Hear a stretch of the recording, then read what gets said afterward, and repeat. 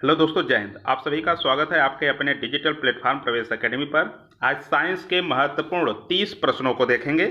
इसके पहले हम 30 प्रश्न देख चुके हैं, जिसका लिंक डिस्क्रिप्शन बॉक्स में है। वो वीडियो अगर नहीं देखे हैं तो जा करके देख लीजिए। आज 31 से 60 प्रश्नों तक देखेंगे, तो वीडियो में लास्ट तक बने रहें। आइए स्टार्ट करने से पहले अगर आप हमारे इस चैनल पर नए हैं तो चैनल को सब्सक्राइब कर लीजिए, वीडियो को लाइक करके अपने दोस्तों के साथ शेयर जरूर करें। इस चैनल पर आपको पूरा प्रीवियस ईयर करा दिया गया है, जो बचा है वो भी करा रहा हूँ। इसके बाद आपको शॉर्ट वीडियो मिल रहे हैं टॉपिक वाइज। तो आइए स्टार्ट करते हैं।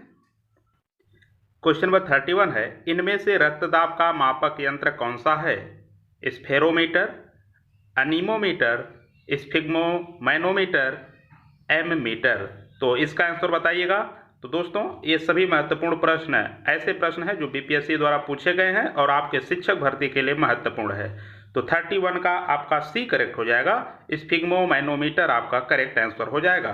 32 है, वृक्क से प्रति मिनट औसत रक्त प्रवाह होता है 1000 सीसी, 1200 सीसी और 200 सीसी, 500 सीसी। तो वृक्क से प्रति मिनट औसत रक्त की जो प्रवाह होती है वो आपका 1200 सीसी होती है। तो इसलिए 32 का बी आपका करेक्ट हो जाएगा। तो दोस्तों, बिना किसी समय लिए प्रश्न और उत्तर को देखते हुए आगे चलेंगे, ताकि कम से कम समय में अधिक से अधिक प्रश्नों को देख सकें। नेक्स्ट है 33, इंसुलिन क्या है? इंसुलिन क्या है? वसा है, विटामिन है, कार्बोहाइड्रेट है, प्रोटीन है। तो बताइए, इसका आंसर आए तो कमेंट बॉक्स में कमेंट करिएगा। इंसुलिन प्रोटीन होता है, इसलिए 33 का डी आपका करेक्ट हो जाएगा। ये बीपीएससी प्री 2016 में पूछा गया प्रश्न है। 33 का डी इज राइट आंसर। आइए नेक्स्ट है, निम्नलिखित में से कौन सा हार्मोन है? यानी इनमें से कौन हार्मोन है वो आपको बताना है। RNA, invertase, insulin, ascorbic acid. तो इनमें से हार्मोन जो है वो इंसुलिन है, क्योंकि इंसुलिन एक हार्मोन होता है। तो 34 का सी आपका करेक्ट आंसर हो जाएगा। आइए नेक्स्ट 35 है, महिला सेक्स हार्मोन है एंड्रोजन, एंड्रोजन, इंसुलिन, ऑक्सीटोसिन। तो 35 का ए करेक्ट हो जाएगा। महिला सेक्स हार्मोन एस्ट्रोजन होता है। तो 35 का ए इज राइट आंसर। ये लेटेस्ट प्रश्न है। आइए नेक्स्ट है, निम्नलिखित में से कौन सा हार्मोन स्तन ग्रंथियों से दुग्ध का स्राव होने में भूमिका निभाता है? निम्नलिखित में से कौन सा हार्मोन स्तन ग्रंथियों से दुग्ध का स्राव होने में भूमिका निभाता है? एड्रेनालिन, थायरॉक्सिन, प्रोजेस्टेरोन और ऑक्सीटोसिन। तो 36 का बताइएगा क्या हो जाएगा। देखिए, ये ऑक्सीटोसिन होता है। तो 36 का डी इज राइट आंसर। तो 36 का डी आपका करेक्ट हो जाएगा। 37 है, निम्नलिखित में से किस हार्मोन में आयोडीन मिली होती है? निम्नलिखित में से किस हार्मोन में आयोडीन मिली होती है? टेस्टोस्टेरॉन और एड्रेनलिन, थायरॉक्सिन, इंसुलिन। उपयुक्त में से कोई नहीं या एक से अधिक उत्तर। तो 37 का आंसर बताइएगा। यानी इनमें से किस हार्मोन में आयोडीन मिली होती है? तो ये मिली होती है थायरॉक्सिन में, और थायरॉक्सिन आपका सी ऑप्शन है। तो 37 का सी इज राइट आंसर। 37 का सी आपका करेक्ट हो जाएगा। आइए नेक्स्ट है। तो दोस्तों, कम से कम समय में अधिक से अधिक प्रश्न देखना है, इसलिए सिर्फ प्रश्न और उत्तर को देखते हुए चलिए, क्योंकि सभी महत्वपूर्ण प्रश्न है। तो अगर अभी तक चैनल को सब्सक्राइब नहीं किए हैं तो चैनल सब्सक्राइब करके वीडियो अपने दोस्तों तक शेयर जरूर कर दीजिएगा। नेक्स्ट है, पीयूष पिट्यूटरी ग्रंथि स्थित होती है आंत में, लीवर में, किडनी में, मस्तिष्क में। यानी पीयूष ग्रंथि कहाँ स्थित होती है ये आपको बताना है। पीयूष ग्रंथि को ही पिट्यूटरी ग्रंथि भी कहते हैं, तो इसलिए ये स्थित होती है मस्तिष्क में। तो 38 का डी आपका करेक्ट हो जाएगा। ये बीपीएससी प्री 2022 में पूछा गया प्रश्न है। बहुत सब लेटेस्ट प्रश्नों की श्रृंखला है। इस श्रृंखला में आप एंड तक जरूर बने रहिएगा। प्रकाश संश्लेषण होता है न्यूक्लियस में, माइटोकॉन्ड्रिया में, क्लोरोप्लास्ट में, परऑक्सीसोम में। तो किस में होता है बताइएगा। न्यूक्लियस में, माइटोकॉन्ड्रिया में, क्लोरोप्लास्ट में, परऑक्सीसोम में प्रकाश संश्लेषण किस में होता है, यही आपको बताना है। तो प्रकाश संश्लेषण क्लोरोप्लास्ट में होता है, इसलिए 39 का सी आपका करेक्ट हो जाएगा। आइए नेक्स्ट क्वेश्चन देखेंगे। प्रकाश संश्लेषण का उपोत्पाद है CO2 यानी कार्बन डाइऑक्साइड, O2 ऑक्सीजन, ऊर्जा, शर्करा उपर्युक्त में से कोई नहीं या एक से अधिक उत्तर। तो प्रकाश संश्लेषण का उपोत्पाद होता है ऑक्सीजन आपका, इसलिए O2 आपका करेक्ट हो जाएगा। तो 40 का बी इज राइट आंसर। आइए नेक्स्ट देखेंगे। सौर ऊर्जा ATP में बदलती है। सौर ऊर्जा ATP में बदलती है माइटोकॉन्ड्रिया में, क्लोरोप्लास्ट में, राइबोसोम में, पेरोक्सिसोम में उपर्युक्त में से कोई नहीं या एक से अधिक उत्तर। तो 41 का आंसर बताइएगा आए तो। सौर ऊर्जा ATP में बदलती है क्लोरोप्लास्ट में, इसलिए 41 का बी आपका करेक्ट आंसर हो जाएगा। 41 का B chloroplast is right answer. तो दोस्तों अगर चैनल को अभी तक सब्सक्राइब नहीं किए हैं तो सब्सक्राइब कर लीजिए, क्योंकि बिहार शिक्षक भर्ती से संबंधित सभी प्रीवियस ईयर जितना BPSC में हुआ है टॉपिक वाइज आपका करा दिया गया है। इसके बाद हर टॉपिक से शॉर्ट वीडियो आप तक पहुंचाया जा रहा है, इसलिए इस चैनल पर बने रहें। चैनल को सब्सक्राइब कर लीजिए और वीडियो में एंड तक बने रहें। आपके लिए जो भी इम्पोर्टेंट टॉपिक हो सकेगा उसके लिए वीडियो लाया जाएगा। तो आइए नेक्स्ट क्वेश्चन देखते हैं। 42 है, कोशिका का शक्ति स्रोत होता है। कोशिका भित्ति, माइटोकॉन्ड्रिया, राइबोसोम, न्यूक्लियस उपर्युक्त में से कोई नहीं या एक से अधिक उत्तर। तो कोशिका का शक्ति स्रोत होता है, ये आपका माइटोकॉन्ड्रिया होता है। तो 42 का B is right answer. Next है 43, भ्रूण किसमें मिलता है। भ्रूण किसमें मिलता है, फूल में, पर्ड में, बीज में, कली में। तो 43 का आपका सी करेक्ट हो जाएगा, बीज। भ्रूण किसमें मिलता है, तो भ्रूण बीज में मिलता है। 43 का सी इज राइट आंसर। आइए नेक्स्ट देखेंगे। निम्नलिखित में से कौन प्रतिजैविक औषधि है। तो प्रतिजैविक औषधि कौन है ये आपको बताना है। क्विनिन, सल्फागुआनिडीन, क्लोराम्फेनिकॉल और एस्प्रिन उपर्युक्त में से कोई नहीं या उपरोक्त में से एक से अधिक उत्तर। अगर लगता है कि चारों ऑप्शन में से एक से ज़्यादा उत्तर सही हैं तब भी आप ई आंसर सही करेंगे।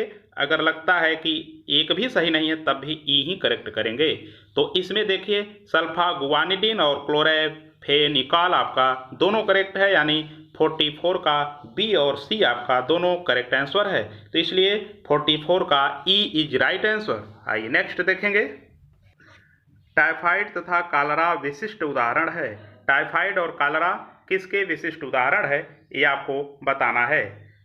संक्रामक रोगों के, वायु जन्य रोगों से, जल जन्य रोगों के और उपर्युक्त में से कोई नहीं। तो टाइफाइड और कॉलरा ये आपके जल जन्य रोगों से होते हैं, तो इसलिए टाइफाइड तथा कॉलरा ये जल जन्य रोगों के उदाहरण हैं, विशिष्ट उदाहरण हैं। तो 45 का सी इज राइट आंसर। आइए नेक्स्ट है। मनुष्य में एफ्लाटॉक्सिन खाद्य विषाक्तन द्वारा सामान्यतः कौन सा अंग प्रभावित होता है। हृदय, फेफड़ा, वृक्क, यकृत। तो 46 का आंसर बताइएगा। तो ये आपका प्रभावित होता है यकृत, इसलिए 46 का डी इज राइट आंसर। आइए नेक्स्ट क्वेश्चन देखेंगे। मनुष्य के शरीर के किस अंग में लिम्फोसाइट्स का निर्माण होता है। यकृत, अस्थिमज्जा, तिल्ली, अग्न्याशय उपर्युक्त में से कोई नहीं या एक से अधिक उत्तर। तो मनुष्य के शरीर के किस अंग में लिम्फोसाइट्स का निर्माण होता है, तो ये आपका तिल्ली में भी होता है, अस्थिमज्जा में भी होता है। इसलिए आपका 47 का सी और बी दोनों सही है। जब दो ऑप्शन सही है तो इसका ऑप्शन ई यानी उपर्युक्त में से एक से अधिक उत्तर आपका करेक्ट हो जाएगा। तो 47 का E is right answer. Oncogene संबंधित है तपेदिक से, पीलिया से, कर्क रोग से, आर्द्र ज्वर से। तो ओंकोजीन आपका कर्क रोग से संबंधित है, इसलिए 48 का सी आपका करेक्ट हो जाएगा। 48 का सी इज राइट आंसर। 49 है, रक्त कैंसर, ल्यूकेमिया की रोकथाम में प्रयोग किया जाने वाला रेडियो समस्थानिक है। आयोडीन 131, सोडियम 24, फास्फोरस 32, कोबाल्ट 60 उपर्युक्त में से कोई नहीं या एक से अधिक उत्तर। अगर एक से अधिक उत्तर है तब भी ई और कोई नहीं है तब भी ऑप्शन ई ही सही होगा। तो रक्त कैंसर यानी ल्यूकेमिया की रोकथाम के प्रयोग में आने वाला रेडियो समस्थानिक आपका फास्फोरस 32 और कोबाल्ट 60 ये दोनों होता है। और ये जो आपका रेडियो फास्फोरस होता है P32 यानी फास्फोरस 32 जो है रेडियो फास्फोरस इसको बोलते हैं। कोबाल्ट 60 आपका C और D दोनों सही है। जब दो ऑप्शन सही है तो 49 का E आपका करेक्ट हो जाएगा। 49 का E इज राइट आंसर। 50 है, तीव्रता एवं प्रयुक्तता के आधार पर निम्नलिखित में से कौन सा कर्क रोग उत्पन्न कर सकता है तथा उसका उपचार भी करता है? तंबाकू, एल्कोहल, आयनीय विकिरण, परावैंगनीय किरणें। तो 50 का आंसर बताइएगा। पहले क्वेश्चन को एक बार और सुन लीजिए। तीव्रता एवं प्रयुक्तता के आधार पर निम्नलिखित में से कौन सा कर्क रोग उत्पन्न कर सकता है तथा उसका उपचार भी करता है, यानी कर्क रोग को उत्पन्न भी करता है और उसका उपचार भी करता है। तो 50 का C आपका करेक्ट हो जाएगा। आयनीय विकिरण इसका करेक्ट आंसर हो जाएगा। 50 का C इज राइट आंसर। सहज प्रणाली का परिवर्धन निम्नलिखित में से कौन सा है? प्रणाली का कार्य, प्रणाली का विकास, प्रणाली की स्वपोषी क्रिया, उपर्युक्त में से कोई नहीं। तो सहज प्रणाली का परिवर्धन निम्नलिखित में से कौन सा है? तो ये आपका प्रणाली की स्वपोषी क्रिया है, इसलिए 51 का C आपका करेक्ट हो जाएगा। 51 का C इज राइट आंसर। शरीर का तापक्रम नियंत्रित करता है। शरीर का तापक्रम नियंत्रित करता है थैलेमस, हाइपोथैलेमस, सेरेबेलम और मेडुला, उपर्युक्त में से कोई नहीं या एक से अधिक उत्तर। तो शरीर का तापक्रम नियंत्रित करता है, यह आपका हाइपोथैलेमस करता है। तो 52 का B इज राइट आंसर। 52 का B आपका करेक्ट आंसर है। आइए 53 देखते हैं। देखिए वही क्वेश्चन है, शरीर का तापक्रम नियंत्रित करता है मेडुला, थैलेमस, हाइपोथैलेमस, सेरेबेलम, उपर्युक्त में से कोई नहीं या एक से अधिक उत्तर। तो 52 आपका 2018 में पूछा गया है और 53 आपका बीपीएससी प्री 2019 में पूछा गया है। तो प्रीवियस ईयर किस प्रकार से रिपीट होता है बीपीएससी में, यह आप बखूबी देख सकते हैं। इसीलिए आपको ये प्रीवियस ईयर करा रहा हूं और इससे आपको ये अनुमान लगेगा कि क्वेश्चन किस प्रकार से रिपीटेड होते हैं। तो 53 है, शरीर का तापक्रम नियंत्रित करता है मेडुला, थैलेमस, हाइपोथैलेमस, सेरेबेलम, उपर्युक्त में से कोई नहीं या एक से अधिक उत्तर। तो अभी पीछे हमने बताया कि शरीर का तापमान नियंत्रित करता है या हाइपोथैलेमस करता है। तो 53 का C आपका करेक्ट आंसर हो जाएगा। दोनों देखिए एक भी साल गैप नहीं हुआ, 2018 और 2019 में दोनों में प्रश्न लगातार आए हैं। लैंगिक जनन से आनुवांशिक विचरण कैसे होता है? जीन के सम्मिश्रण, ब्लेंडिंग से, और क्रोमोसोम में बदलाव से, जीन के मिश्रण, सफलिंग से, उपर्युक्त सभी। तो 54 का आप आंसर बताइएगा। देखिए लैंगिक जनन से आनुवंशिक विचरण कैसे होता है? तो जीन के सम्मिश्रण से भी होता है, क्रोमोसोम में बदलाव से भी होता है, जीन के मिश्रण से भी होता है, और ये जब तीनों सही हैं तो आपका D करेक्ट हो जाएगा। 54 का D इज राइट आंसर। उपर्युक्त सभी आपका करेक्ट हो जाएगा। आइए नेक्स्ट क्वेश्चन देखेंगे। तो दोस्तों चैनल को अगर अभी तक सब्सक्राइब नहीं किए हैं तो सब्सक्राइब कर लीजिएगा। सभी महत्वपूर्ण प्रश्नों की यह श्रृंखला है और इस वीडियो में एंड तक बने रहिएगा। DNA को किसने अंतः पात्र में बनाया? DNA को किसने अंतः पात्र में बनाया? Arthur Kornberg, Robert Hooke, Edward Jenner, Joseph Lister. तो 55 का आंसर आप कमेंट बॉक्स में कमेंट करिएगा। तो 55 का आपका क्या होगा? आर्थर कोनबर्ग DNA को अंतः पात्र में बनाए हैं। तो 55 का A आपका करेक्ट हो जाएगा। आर्थर कार्नबर्ग इसका करेक्ट आंसर है। 55 का A इज राइट आंसर। आइए नेक्स्ट देखेंगे। पार्किंसन बीमारी के उपचार के विकास के लिए किसको नोबेल पुरस्कार दिया गया? Arvid Carlsson, John F Enders, Robert V Laughlin, Walter Kohn, उपर्युक्त में से कोई नहीं या एक से अधिक उत्तर। तो पार्किंसन बीमारी के उपचार के विकास के लिए आर्विड कार्लसन को नोबेल पुरस्कार दिया गया, इसलिए 56 का A इज राइट आंसर। आइए नेक्स्ट देखेंगे। कौन सा दिन डायबिटीज दिवस के रूप में मनाया जाता है? कौन सा दिन डायबिटीज दिवस के रूप में मनाया जाता है? 14 फरवरी, 14 मई, 14 सितंबर और 14 नवंबर। तो डायबिटीज दिवस 14 नवंबर को मनाया जाता है। तो 57 का D is right answer. Next 58 है। सबसे छोटा जीव जो स्वयं विकास एवं प्रजनन करने में समर्थ है वो कौन सा है? तो विषाणु, जीवाणु, माइकोप्लाज्मा, बैक्टीरियोफेज। तो इसका आंसर बताइएगा। सबसे छोटा जीव जो स्वयं विकास एवं प्रजनन करने में समर्थ है वो माइकोप्लाज्मा है। तो 58 का सी आपका करेक्ट हो जाएगा।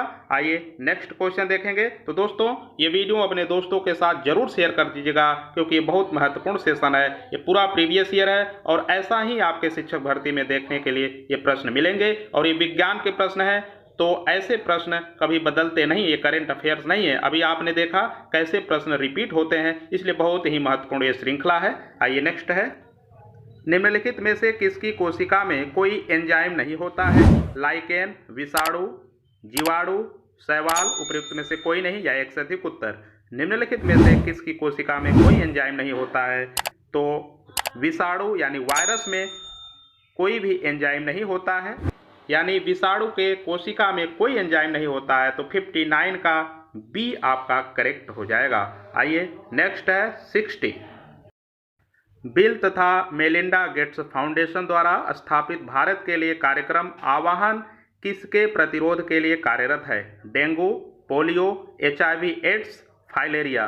तो ये आह्वान किसके प्रतिरोध के लिए कार्यरत है? तो ये HIV एड्स के लिए कार्यरत है। तो 60 का सी आपका करेक्ट हो जाएगा। 60 का सी इज राइट आंसर। तो इस प्रकार से क्वेश्चन नंबर 60 कंप्लीट हुआ। इस सेशन में हम लोगों ने 30 प्रश्नों को देखा। इसके पहले 30 प्रश्न पार्ट 1, जिसका लिंक डिस्क्रिप्शन बॉक्स में जाकर के वो वीडियो आप देख सकते हैं। तो ये वीडियो कैसा लगा, ये सेशन कैसा लगा, कमेंट के माध्यम से जरूर बताइएगा। ये सेशन अपने दोस्तों के साथ शेयर कर दीजिएगा, जिससे अधिक से अधिक लोगों तक ये वीडियो पहुंच सके। मिलते हैं नेक्स्ट वीडियो में नई टॉपिक के साथ। जय हिंद।